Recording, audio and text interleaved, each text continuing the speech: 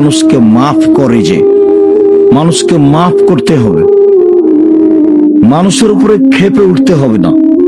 এই স্বভাবে আপনাকে গড়তেই হবে যে কোনো মূল্যে।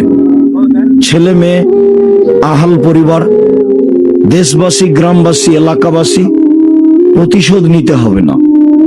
সচ্ছল অসচ্ছল অবস্থায় দান করতে হবে, রাগ দমিয়ে চলতে হবে, মানুষকে ছাড় দিতে হবে, মাফ করে দিতে হবে। আল্লাহ তাআলা এই তিনটাকে জান্নাতের মাধ্যম হিসাবে উল্লেখ করেছেন। আমি দ্বিতীয় যেটা বলতে চেয়েছি সেটা হলো এইটা, যে প্রতিশোধ নিব না, ছাড় দিয়ে যাব, মাফ করে দিয়ে যাব। শিষ্টাচারে 1 নম্বরে থাকার চেষ্টা করব। জরুরি প্রয়োজন ছাড়া ছাড় দিতে হবে, প্রতিশোধ নিতে হবে না। এইটাতে থাকার জন্য আমি আপনাকে অনুরোধ জানাচ্ছি। এই জন্য যে ভালো চাল চলনের নেকি বিচারের মাঠে নেকির পাল্লায় সবচেয়ে ভারী নেকি হবে। হজের নেকি যত ভারী, ভালো চাল চলনের নেকি তার চেয়ে 1,00,000 গুণ বেশি ভারী।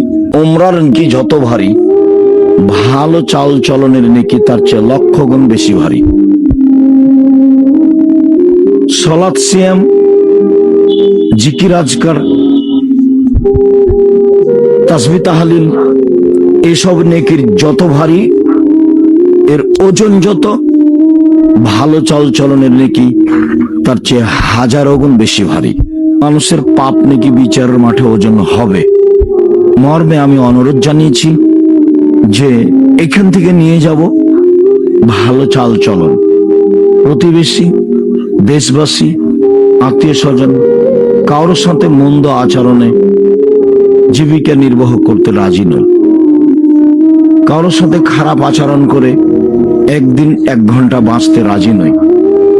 জুলুম করে, মানুষের উপর অন্যায় বিচার করে, মানুষের বদনাম গীবাত করে, মানুষের মান সম্মান নষ্ট করে একদিন 1 ঘন্টা বাঁচতে রাজি নই। আল্লাহ রাসূল বিদায় হজে অনেক কথা বলেছেন, তার একটা কথা বলেছেন, দেখো মানুষের মান সম্মান হচ্ছে কাবা ঘরের মান সম্মানের মতো। দেখো মানুষের মান সম্মান হচ্ছে হজের দিনের মতো। দেখো মানুষের মান সম্মান হচ্ছে মক্কা শহরের মতো। মানুষের মান সম্মান রক্ষা করার চেষ্টা করো, জাহেলিয়াতকে ভেঙে দিতে হবে।